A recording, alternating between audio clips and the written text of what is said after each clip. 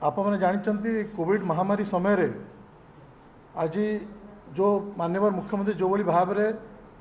आज सारा राज्य जो परिचालना करते तार सुफल रे आज धन्यवाद देवी कृतज्ञता ज्ञापन करी चाषी भाई मान को जो मैंने चाषी भाई भौणी मान को आम ओडिशार चाषी कूल को जो भाव में आज से मैंने तांकर कठिन परिश्रम द्वारा गोटे बंपर प्रोडक्शन ओडिशा रे करैचंती एवं खाली सेतिकी नुहे बंपर प्रोडक्शन सहित आज राज्य एवं देशर जो आर्थिक अवस्था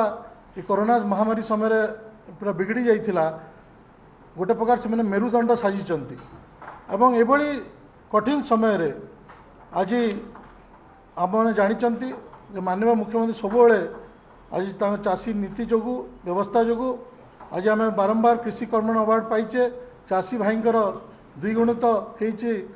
आज तांकर आय किंतु दुर्भाग्यर विषय है एना गोटे चिठी आसी केंद्र सरकार द्वारा जो थे कि से लिखिंट जे आमर मात्र जो आमर खरीफ सीजन चली से खाली 50%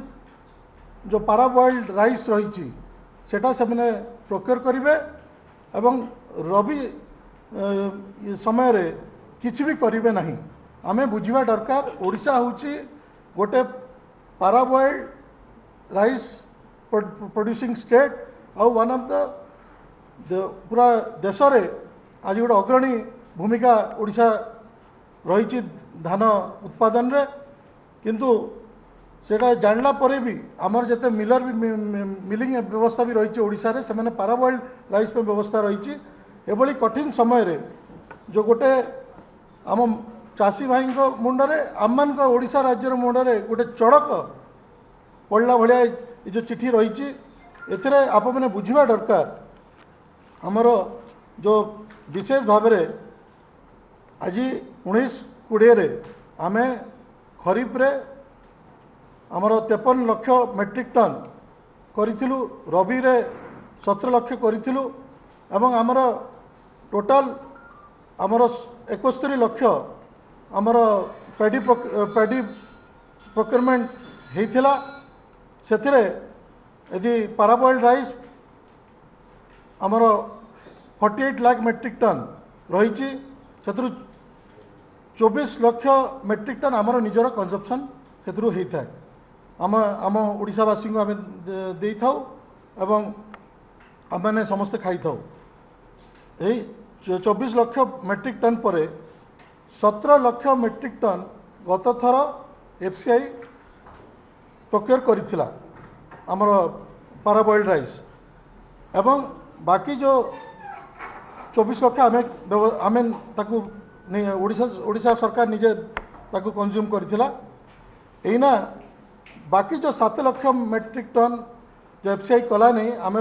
हेतले आम भाग्य भल प्रधानमंत्री आम गरीब अन्न योजना गरीब कल्याण अन्न योजना रे 7 लाख मेट्रिक टन दिया हितला एटा मु कहूची 19-20 कथा किंतु ए वर्ष आम 20-21 रे आम एपर्यंत 35 लाख मेट्रिक टन आम धान संग्रह कर सारूँ आउ आम धान संग्रह आम चली एवं आहरी 30 लाख टन हबार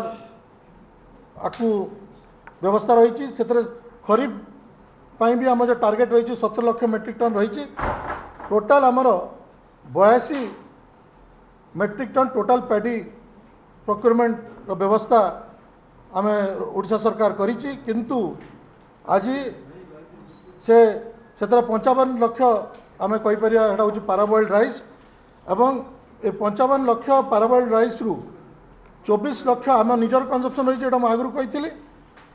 एना बाकी जो 71 लाख मेट्रिक टन रहीगला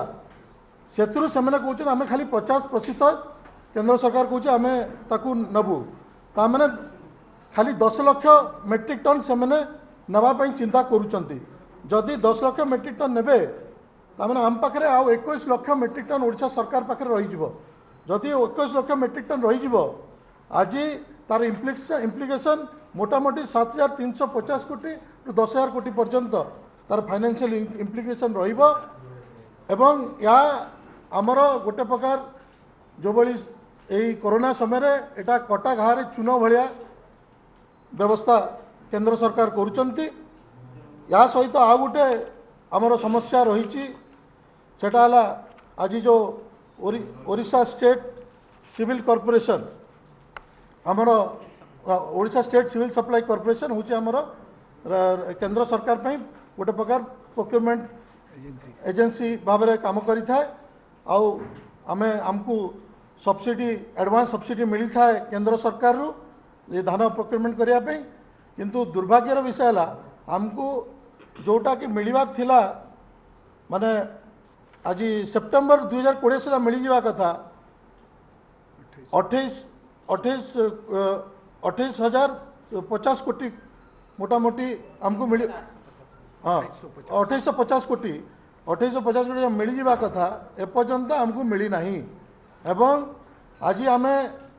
6,550 कोटी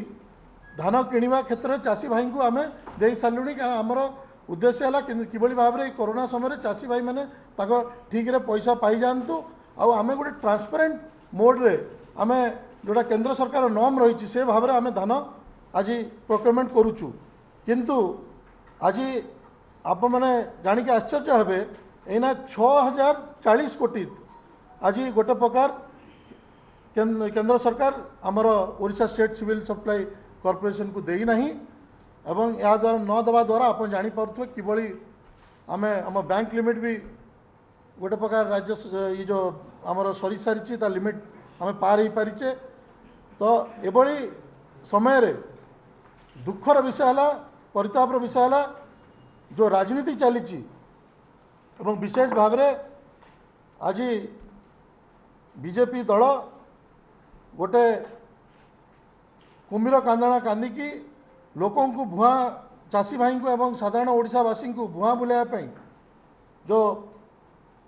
चिंता करुचंती आमे दाबी करुचु जे तुरंत जदि से प्रकृत में चाषी किसी भी चिंता रही एटा तो समस्त को जना जे आज आज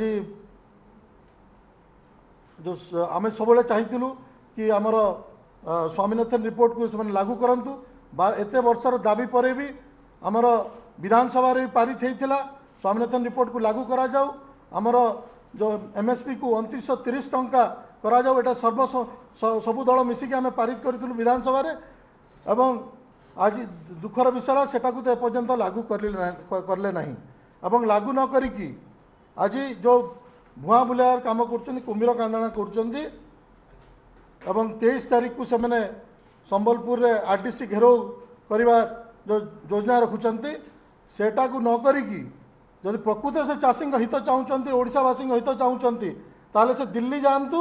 दिल्ली रे जो सरकार अच्छी ताकू कहतु किभली भाव में आमर यू पाराबॉइल्ड राइस उठिबो सबुजाक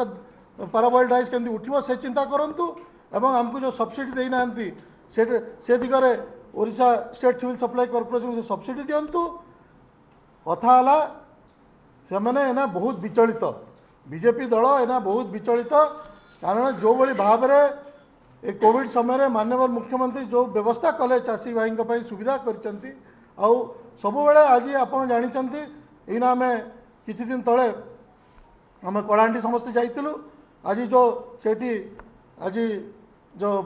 आम इंद्रावती मेगा लिफ्ट सेठी जो कार्यक्रम कराला आज ता द्वारा जो एते आज जोड़ा तार ये मरुड़ी जना जना जाऊला गरीब जिला भाव में परिचित थिला बदनाम थिला सारा देश में से सेठी जिते आज 25,000 हेक्टर जमी जलसेचित होगापी जाऊँगी एथिरे आज बीजेपी दल भयभीत होगी गोटे प्रकार आज